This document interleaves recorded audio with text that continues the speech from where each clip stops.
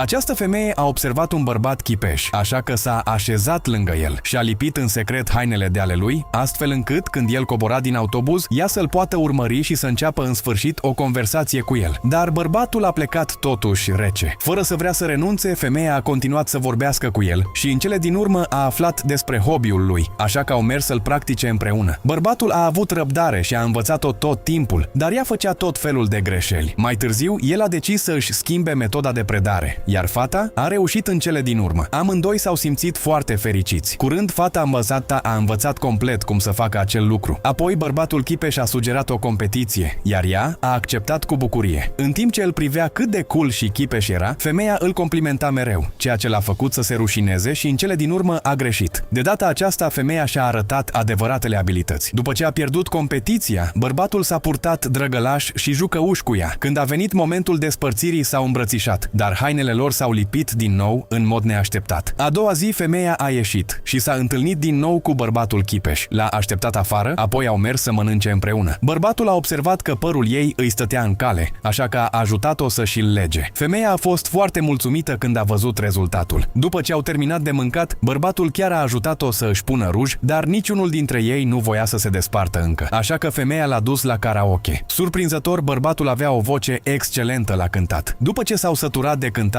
au făcut câteva fotografii împreună. Pe drumul spre casă, bărbatul chipeș și-a declarat sentimentele față de femeie.